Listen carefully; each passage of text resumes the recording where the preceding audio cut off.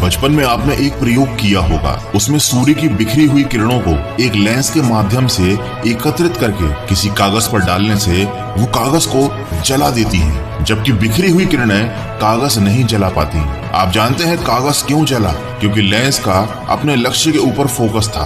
दूसरा उदाहरण आप कैमरे का ले सकते हैं। आपने देखा होगा कि कैमरे का फोकस अगर सही है तो फोटो अच्छी आती है, लेकिन अगर फोकस अच्छा नहीं है तो फोटो साफ नहीं आती। ठीक उसी तरह हमारी एनर्जी भी बिखरी हुई अवस्था में रहती है, लेकिन जब हम इसे एक ही दिशा में फोकस करते हैं तो चमत्कार हो सकता है, बिगड़े हुए काम बन सकते हैं और किस्मत नाम की चीज भी चमकने लग जाती है। फोकस का सीधा अर्थ होता है एकाग्रता, यानी आप जो भी काम कर रहे हैं उसे पूरा मन लगाकर करना और एक समय पर एक ही लक्ष्य पर ध्यान केंद्रित करना। जब आप अपने कार्य के प्रति समर्पित रहेंगे तब वो काम आपके लिए उतना ही आसान हो जाएगा। बस एक बार आप अपने काम के प्रति वो समर्पण, वो डेडिकेशन दिखाइए, फिर आप खुद इसके नतीजों से हैरान रह जाओगे। लेकिन फोकस करना जितना लोग आसान समझते हैं उतना आसान भी नहीं है, लेकिन असंभव भी नहीं है। बस आपको सही तरीके से सही दिशा में सकारात्मक सोच के साथ, दृढ़ता के साथ आगे कदम बढ़ाना है। तो आज मैं आपको बताऊंगा लक्ष्य पर फोकस करने के 9 टिप्स जो आपकी काफी हेल्प करेंगे।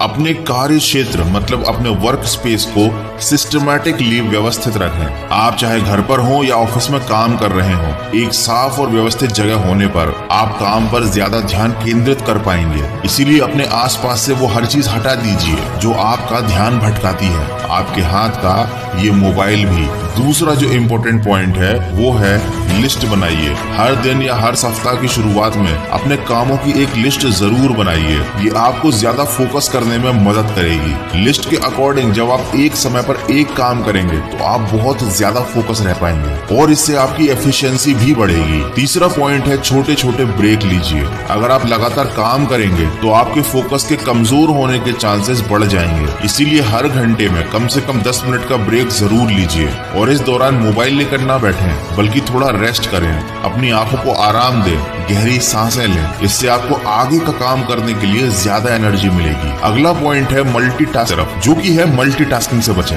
बहुत से लोग सोचते हैं कि मल्टीटास्किंग अच्छा होता है क्योंकि एक ही बार में कई तरह के बहुत सारे काम आप पूरे कर सकते हैं, लेकिन लोग ऐसा गलत सोचते हैं। मल्टीटास्किंग आपके दिमाग को कंफ्यूज कर देता है, इससे आप कोई भी काम अच्छे से नहीं कर पाते। इसलिए मैं रिकमेंड करूंगा कि आप एक समय पर एक ही काम करें, क्योंकि आपको फोकस रहकर बेहतरीन काम करना है। अगला पॉइंट है लंबी और गहरी सांसें लीजिए। यदि आप काम करते समय टेंशन या चिड़चिड़ापन महसूस करते हैं तो कुछ देर अपनी आंखों को बंद करके बैठें और 5 से 7 मिनट गहरी सांसें लें। सांसों को कुछ देर अंदर रोक कर रखें और फिर धीरे बाहर छोड़ें। इस क्रिया से आपके मस्तिष्क को ज्यादा ऑक्सीजन मिलेगी और इससे आपका मूड तरोताजा हो जाएगा और आप अपने काम पर फोकस कर पाएंगे। अगला पॉइंट है गोल को सेट कीजिए। ये बात मैं अपने वीडियोस में पहले भी कई बार बता चुका हूँ। आपको कोई भी काम शुरू करने से पहले अपना लक्ष्य सेट करना बहुत जरूरी है। इससे आपको काम पर डटे रहने के लिए बहुत ज्यादा मोटिवेशन मिलेगा और बिना लक्ष्य को सेट किए कोई भी इंसान लाइफ में सक्सेसफुल नहीं हो पाता, क्योंकि जब आपको पता ही नहीं होगा कि आपका अल्टीमेट गोल क्या है तो आप बिल्कुल लक्ष्यहीन हो जाएंगे। अगला पॉइंट है स्टे मोटिवेटेड। अगर आप डिस्टर्ब होने से बचना चाहते हैं, अपने काम के प्रति और ज्यादा मोटिवेटेड रहना चाहते हैं, तो सबसे बढ़िया तरीका है कि आप अपने काम को पूरा करने के लिए मोटिवेटेड रहें।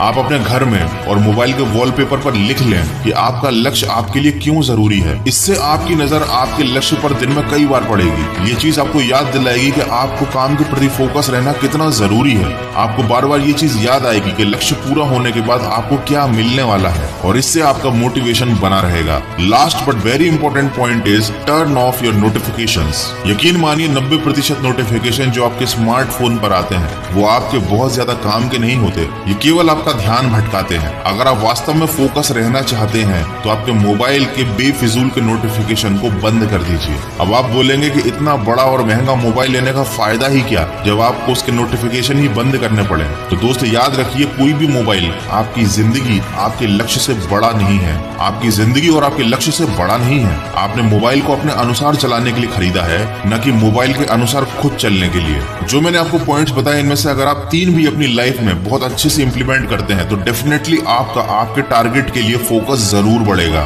तो सकारात्मक सोच के साथ और फोकस के साथ बढ़ते चलिए अपने लक्ष्य की तरफ। मैं मिलूंगा आपसे अगले वीडियो में जो आपके जीवन में सकारात्मक ऊर्जा को भर दे और आपको दिखाए एक सही दिशा। सुनते रहिए मन की आवाज।